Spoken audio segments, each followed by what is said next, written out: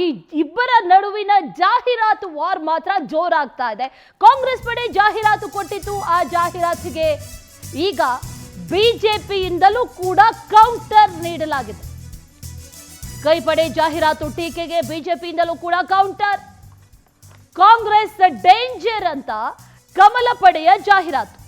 ದಿನಪತ್ರಿಕೆಗಳಲ್ಲಿ ಜಾಹೀರಾತನ್ನ ನೀಡಿದೆ ರಾಜ್ಯ ಬಿಜೆಪಿ. ಕಾಂಗ್ರೆಸ್ ಚೊಂಬು, ಬೆಲೆ ಏರಿಕೆ, ಟ್ಯಾಕ್ಸ್ ವಾರ್ಗೆ ತಿರುಗೇಟನ್ನ ನೀಡಿದೆ ಈಗ ಬಿಜೆಪಿ. ಹಲವು ವಿಚಾರಗಳನ್ನ ಪ್ರಸ್ತಾಪಿಸಿ ಈಗ ಬಿಜೆಪಿ ಪಡೆ ಟೀಕಿಸಿದೆ. ದಲಿತರ ಅನುದಾನ, ಕುಕ್ಕರ್ ಬಾಂಬ್ ಸ್ಫೋಟ, ಕೆಜಿ ಹಳ್ಳಿ ಗಲಭೆ, ಕಾವೇರಿ ನೀರು, ಪಾಕಿಸ್ತಾನ ಜಿಂದಾಬಾದ್ ಹೇಳಿಕೆ, ರಾಮೇಶ್ವರಂ ಕೆಫೆ ಸ್ಫೋಟ. ಅಷ್ಟೇ ಅಲ್ಲ, ಹುಬ್ಬಳ್ಳಿ ನೇಹಾ ಹತ್ಯೆ ಕೇಸ್, ಗೋವುಗಳ ಕಳ್ಳ ಸಾಗಾಣಿಕೆ, ನಕ್ಸಲರ ವಿಚಾರ ಸೇರಿ ಹಲವು ವಿಚಾರಗಳನ್ನ ಪ್ರಸ್ತಾಪಿಸಿ ಬಿಜೆಪಿ ಈಗ ಜಾಹೀರಾತಿನ ಮೂಲಕ ವಾಗ್ದಾಳಿಯನ್ನು ನಡೆಸಿದೆ. ಭದ್ರತೆ ಮತ್ತು ಸುರಕ್ಷತೆಗಾಗಿ ಬಿಜೆಪಿಗೆ ಮತ ನೀಡಿ ಅಂತ ಜಾಹೀರಾತನ್ನು ನೀಡಿದೆ ಈಗ ಬಿಜೆಪಿ. ಅಲ್ಲಿ ಗಮನಿಸ್ತಾ ಇದ್ದೀವಿ, ಡಿ ಕೆ ಶಿವಕುಮಾರ್ ಹಾಗೂ ಸಿದ್ದರಾಮಯ್ಯ ಅವರ ಚಿತ್ರವನ್ನ ಕೊಟ್ಟು ಡೇಂಜರ್ ಅನ್ನುವಂಥ ಕೌಂಟರ್ ಅನ್ನು ಕೊಟ್ಟಿದೆ ಬಿಜೆಪಿ.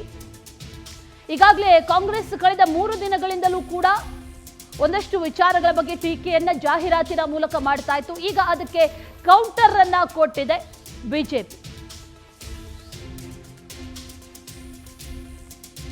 ಈ ವಿಚಾರಕ್ಕೆ ಸಂಬಂಧಪಟ್ಟಂತೆ ಮತ್ತಷ್ಟು ಡೀಟೇಲ್ಸ್ ಅನ್ನ ನೀಡ್ತಾ ಹೋಗ್ತಾರೆ ನಮ್ಮ ಪ್ರತಿನಿಧಿ ಶಶಿಧರ್. ನೇರ ಸಂಪರ್ಕದಲ್ಲಿ ಜಾಯಿನ್ ಆಗ್ತಾ ಇದ್ದಾರೆ. ಶಶಿ, ಗಮನಿಸ್ತಾ ಇದ್ದೀವಿ ಕಳೆದ 3-4 ದಿನಗಳಿಂದಲೂ ಕೂಡ ಈ ಜಾಹೀರಾತು ವಾರ್ ನಡೀತಾನೆ ಇದೆ. ಈಗ ಬಿಜೆಪಿಯಿಂದಲೂ ಕೂಡ ಕೌಂಟರ್ ಕೊಡಲಾಗಿದೆ. ಯಾವೆಲ್ಲ ವಿಚಾರಗಳನ್ನ ಪ್ರಸ್ತಾಪ ಮಾಡಿದ್ದಾರೆ? ಈ ಜಾಹೀರಾತು ವಾರ್ ಇಲ್ಲಿಗೆ ನಿಲ್ಲುವಂತೆ ಕಾಣಿಸ್ತಾ ಇಲ್ಲ. ಇನ್ನು ಮುಂದಿನ ದಿನಗಳಲ್ಲೂ ಕೂಡ ಇದೇ ವಾರ್ ಮುಂದುವರಿಬಹುದು ಅನ್ನುವಂಥ ನಿಟ್ಟಿನಲ್ಲೂ ಕೂಡ ಹೇಳಲಾಗ್ತಾ ಇದೆ. ಏನೇನು ಡೀಟೇಲ್ಸ್ ಇದೆ? ಅಶ್ವಿನಿ, ಪ್ರಮುಖವಾಗಿ ಇಷ್ಟು ದಿವಸ ಯಾವುದೇ ಪಕ್ಷ ಅಧಿಕಾರಕ್ಕೆ ಬರಬೇಕಾದ್ರೂ ಕೂಡ ಅವರ ಪಕ್ಷ ಅಧಿಕಾರದಲ್ಲಿದ್ದಾಗ ಏನೆಲ್ಲ ಅಭಿವೃದ್ಧಿ ಕೆಲಸಗಳನ್ನು ಮಾಡಿದ್ರು ಅದರ ಆಧಾರದ ಮೇಲೆ ಅಭಿವೃದ್ಧಿ ಕೆಲಸಗಳನ್ನು ಹೇಳ್ಕೊಂಡು ಚುನಾವಣೆಗೆ ಹೋಗ್ತಾ ಇದ್ರು. ಆದ ನಂತರ ಮುಂದುವರೆದ ಭಾಗವಾಗಿ ಏನು ಚುನಾವಣೆಗಿಂತ ಮುಂಚಿತವಾಗಿ ಪ್ರಣಾಳಿಕೆಯನ್ನು ಬಿಡುಗಡೆ ಮಾಡ್ತಿದ್ರು ಪಕ್ಷದ ವತಿಯಿಂದ. ಆ ಪ್ರಣಾಳಿಕೆಯಲ್ಲಿ ನಮಗೆ ಅಧಿಕಾರ ಕೊಟ್ಟರೆ ಏನೆಲ್ಲ ಭರವಸೆಗಳನ್ನು ಈಡೇರಿಸ್ತೇವೆ, ಏನೆಲ್ಲ ಅಭಿವೃದ್ಧಿ ಕೆಲಸಗಳನ್ನು ಮಾಡ್ತೇವೆ ಅಂತ ಹೇಳ್ಬಿಟ್ಟು ಈ ರೀತಿಯಾಗಿ ಚುನಾವಣೆಯಲ್ಲಿ ಹೋಗ್ತಾ ಇದ್ರು. ಆದರೆ ಇತ್ತೀಚೆಗೆ ಎಲ್ಲ ಒಂದು ಕಡೆ ರಾಜಕೀಯ ತಿರುವು ಬೇರೆ ಸ್ವರೂಪವನ್ನು ಪಡೆದುಕೊಂಡು ಇವತ್ತು ಜಾಹೀರಾತುಗಳನ್ನು ನೀಡೋ ಮುಖಾಂತರ ಇವತ್ತು ಚುನಾವಣೆ ಎದುರಿಸೋದಕ್ಕೆ ರಾಷ್ಟ್ರೀಯ ಪಕ್ಷಗಳಾದಂಥ ಕಾಂಗ್ರೆಸ್ ಮತ್ತು ಬಿಜೆಪಿ ಮುಂದಾಗಿರೋದಕ್ಕೆ ಇದು ಸೂಕ್ತ ಉದಾಹರಣೆ ಅಂತಲೂ ಕೂಡ ಹೇಳ್ಬೋದು. ಯಾಕಂದರೆ ಕಳೆದ 3 ದಿನಗಳಿಂದ ಆ ಕಾಂಗ್ರೆಸ್ ಸರ್ಕಾರ ಎಲ್ಲ ಪತ್ರಿಕೆಗಳಲ್ಲೂ ಕೂಡ ಒಂದು ಜಾಹೀರಾತನ್ನು ನೀಡಲಾಗಿತ್ತು.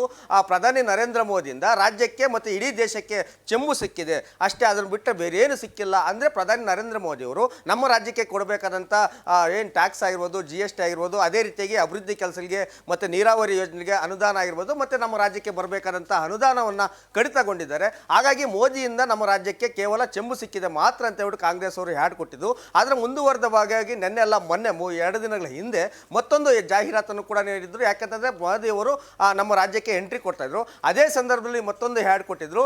ಮೋದಿಯಿಂದ ಏನು ನಿರೀಕ್ಷೆ ಇಲ್ಲ, ಬರೀ ಹುಸಿ ಸುಳ್ಳು, ಅಭಿವೃದ್ಧಿ ಹೆಸರೇನಿಲ್ಲ, ಯಾವಾಗ ಅಚ್ಚೇ ದಿನ ಬರುತ್ತೆ ಅಂತ ಹೇಳ್ಬಿಟ್ಟು ಮತ್ತೊಂದು ಹ್ಯಾಡ್ ಕೂಡ ಕೊಟ್ಟಿದ್ರು. ಅದಕ್ಕೆ ಕಾಂಗ್ರೆಸ್ಗೆ ಇವತ್ತು ಪ್ರತ್ಯುತ್ತರವಾಗಿ ಒಂದು ಟ್ವೀಟ್ ಮಾಡೋ ಮುಖಾಂತರ ಮತ್ತೆ ಅದೇ ರೀತಿಯಾಗಿ ಬಿಜೆಪಿಯವರು ಕೂಡ ಕಾಂಗ್ರೆಸ್ಗೆ ಕೌಂಟರ್ ಕೊಡೋದಕ್ಕೆ ಇವತ್ತು ಮತ್ತೊಂದು ಬಿಜೆಪಿಯವರು ಕೂಡ ಇದೇ ರೀತಿಯಾಗಿ ಪೇಪರ್ ಮೊರೆ ಹೋಗಿದ್ದಾರೆ. ಅದೇ ರೀತಿಯಾಗಿ ಕೂಡ ಹ್ಯಾಡ್ ಕೂಡ ಕೊಟ್ಟಿದ್ದಾರೆ. ಏನು ಕಾಂಗ್ರೆಸ್ ಸರ್ಕಾರ ಅಧಿಕಾರದಲ್ಲಿದ್ದಾಗ ದಲಿತರು ಮತ್ತು ಏನು SC ST ಜನಾಂಗಕ್ಕೆ ಸೇರಬೇಕಾದಂಥ ಸುಮಾರು 2,000 ಕೋಟಿ ರೂಪಾಯಿ ಅನುದಾನವನ್ನು ಕೇವಲ SC ST ಅಭಿವೃದ್ಧಿಗೆ ಮಾತ್ರ ಬಳಕೆಯನ್ನು ಮಾಡಬೇಕಾಯಿತು. ಆದರೆ ಗ್ಯಾರಂಟಿಗಳನ್ನು ಅವರು ಬರಪೂರ್ವಕ ಈಡೇರಿಸೋದಕ್ಕೆ ಆ ಒಂದು SC ST ಅನುದಾನವನ್ನು ಮೀಸಲಿಟ್ಟಂಥ ಅನುದಾನವನ್ನು ಬೇರೆ ಗ್ಯಾರಂಟಿ ಯೋಜನೆಗಳು ಕೂಡ ಸರ್ಕಾರ ಬಳಕೆಯನ್ನು ಕೂಡ ಮಾಡಿಕೊಂಡಿತ್ತು. ಅದಕ್ಕೆ SC ಮಹದೇವಪ್ಪ ಅವರು ಕೂಡ CM ಅವ್ರನ್ನ ಓಲೈಕೆ ಮಾಡೋದಕ್ಕೆ ಅನುದಾನವನ್ನು ಕೂಡ ಬೇರೆ ಕಡೆ ವರ್ಗಾವಣೆ ಮಾಡಿದ್ರು ಅಂತ ಹೇಳ್ಬಿಟ್ಟು ಅವರು ಕೂಡ ಸ್ಪಷ್ಟೀಕರಣ ಕೊಟ್ಟಿದ್ರು. ಅದನ್ನು ಕೂಡ ಇವತ್ತು ಬಿಜೆಪಿ ಅವರು ಕೂಡ ಹ್ಯಾಡನ್ನು ಕೂಡ ಕೊಟ್ಟಿದ್ದಾರೆ. ಮತ್ತು ಮಂಗಳೂರಿನಲ್ಲಿ ಕುಕ್ಕರ್ ಬಾಂಬ್ ಸ್ಫೋಟ ಆಗಿತ್ತು, ಅದನ್ನು ರಕ್ಷಣೆ ಮಾಡೋದಕ್ಕೆ ಎಲ್ಲ ಒಂದು ಕಡೆ ಕಾಂಗ್ರೆಸ್ನವರು ಕೂಡ ರಕ್ಷಣೆಯನ್ನು ಕೊಟ್ಟಿದ್ದಾರೆ. ಇಂಥವ್ರನ್ನ ಬಲಿ ತೆಗೆದುಕೊಳ್ಳುವಂಥವ್ರು ನಮಗೆ ಬೇಕಾ ಅಂತ ಹೇಳ್ಬಿಟ್ಟು ಇದು ಇನ್ನೊಂದು ಜಾಹೀರಾತನ್ನು ಕೂಡ ಕೊಟ್ಟಿದ್ದಾರೆ. ಮತ್ತು DJ ಹಳ್ಳಿ KG ಹಳ್ಳಿ ಗಲಭೆ ಆದಾಗ ಇಡೀ ದೇಶವೇ ಬೆಚ್ಚಿ ಬಿದ್ದಿತ್ತು. DJ ಹಳ್ಳಿ ಮತ್ತು KG ಹಳ್ಳಿ ಪೊಲೀಸ್ ಠಾಣೆಗಳಿಗೆ ನುಗ್ಗಿ ಒಂದು ಪೊಲೀಸ್ ಠಾಣೆಗೆ ಬೆಂಕಿ ಇಟ್ಟಂತ ಪ್ರಕರಣ ಇಡೀ ದೇಶದಲ್ಲೇ ಮೊದಲನೇ ಪ್ರಕರಣ ಆಗಿತ್ತು. ಹಾಗಾಗಿ ಆವಾಗ ಬಿಜೆಪಿ ಸರ್ಕಾರ ಅಧಿಕಾರದಲ್ಲಿತ್ತು, ಆದರೂ ಕೂಡ ಬಿಜೆಪಿ ಅವರು ಇವತ್ತು ಕಾಂಗ್ರೆಸ್ ವಿರುದ್ಧ ಇವತ್ತು ಜಾಹೀರಾತನ್ನು ಕೂಡ ಕೊಟ್ಟಿದ್ದಾರೆ. ಮತ್ತೆ ಕಾವೇರಿ ವಿಚಾರದಲ್ಲಿ ಕಾಂಗ್ರೆಸ್ ಮತ್ತೆ ಬಿಜೆಪಿ ಯಾವುದೇ ಪಕ್ಷ ಆಗಿರ್ಬೋದು, JDS ಆಗಿರ್ಬೋದು, ಎಲ್ಲ ಪಕ್ಷಗಳು ಕೂಡ ಅಧಿಕಾರದಲ್ಲಿ ಇದ್ರೂ ಕೂಡ ಕಾವೇರಿ ನೀರನ್ನ ನಮ್ಮ ರಾಜ್ಯಕ್ಕಾಗಿರ್ಬೋದು, ನಮ್ಮ ಬೆಂಗಳೂರಿಗಾಗಿರ್ಬೋದು ಬಳಕೆ ಮಾಡುವಂತ ಅಧಿಕಾರವನ್ನು ಕೂಡ ಯಾರು ಕೂಡ ಬಳಕೆಯನ್ನು ಕೂಡ ಮಾಡ್ಕೊಳ್ತಿಲ್ಲ. ಸದಾ ಏನು 2 TMC ನೀರು ಪ್ರತಿನಿತ್ಯ ಕೂಡ ತಮಿಳುನಾಡಿಗೆ ಹೋಗುವಂತ ಕೆಲಸವನ್ನು ಕೂಡ ಮಾಡ್ತಿದೆ.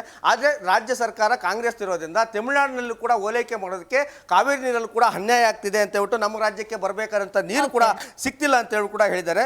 ಮತ್ತೆ ವಿಧಾನಸೌಧದಲ್ಲಿ ಮತ್ತೆ ನಾಜೀರ್ ಹುಸೇನ್ ಅವರು ಆ ಪ್ರಮಾಣ ವಚನವನ್ನು ಸ್ವೀಕಾರ ಮಾಡಬೇಕಾದ್ರೆ ಅವರು ಗೆದ್ದ ನಂತರ ರಾಜ್ಯಸಭೆ ಸದಸ್ಯರಾಗಿ ಅಲ್ಲಿ ಪಾಕಿಸ್ತಾನಕ್ಕೆ ಜೈ ಅಂತ ಜೈಕಾರ ಹಾಕಿದ್ರು. ಇಂಥವರು ನಮಗೆ ಬೇಕಾ ಅಂತ ಹೇಳ್ಬಿಟ್ಟು ಕೂಡ ಇವತ್ತು ಜಾಹೀರಾತನ್ನು ಕೂಡ ಕೊಟ್ಟಿದ್ದಾರೆ. ಅದ್ರ ಜೊತೆ ಮತ್ತೊಂದು ಅಷ್ಟು ಏನು ಈಗ ತಾನೇ ಹುಬ್ಳಿಯಲ್ಲೂ ಕೂಡ ವಿದ್ಯಾರ್ಥಿನಿ ಕೂಡ ಕೊಲೆ ಆಗಿದ್ರು. ಹಾಗಾಗಿ ಗೃಹ ಇಲಾಖೆ ಎಲ್ಲ ಒಂದ್ ಕಡೆ ಕಾನೂನನ್ನ ರಕ್ಷಣೆ ಸರಿಯಾಗಿ ಮಾಡ್ತಿಲ್ಲ ಅಂತ ಹೇಳ್ಬಿಟ್ಟು ಇವತ್ತು ರಾಜ್ಯಾದ್ಯಂತ ಪ್ರತಿಭಟನೆ ಕೂಡ ಮಾಡೋದಕ್ಕೆ ಹೋಗಿದ್ದಾರೆ. ಮತ್ತೆ ರಾಮೇಶ್ವರ ಕಪೆಯಲ್ಲಿ ಕೂಡ ಬಾಂಬ್ ಸ್ಫೋಟ ಆಗಿತ್ತು. ಇವೆಲ್ಲ ವಿಚಾರ ಎತ್ಕೊಂಡು ಇವತ್ತು ಬಿಜೆಪಿ ಅವರು ಕಾಂಗ್ರೆಸ್ ವಿರುದ್ಧ ಒಂದು ಜಾಹೀರಾತನ್ನು ಕೊಟ್ಟು ಚುನಾವಣೆಗೆ ಹೋಗ್ತಿದ್ದಾರೆ. ಹಾಗಾಗಿ ಮತದಾರರು ಯಾವ ಪಕ್ಷಕ್ಕೆ ಅಧಿಕಾರವನ್ನು ಕೊಡ್ತಾರೆ ಅನ್ನೋದನ್ನ ಕಾದು ನೋಡ್ಬೇಕಿದೆ. Okay Shashi, thank you ಡೀಟೇಲ್ಸ್ಗೆ.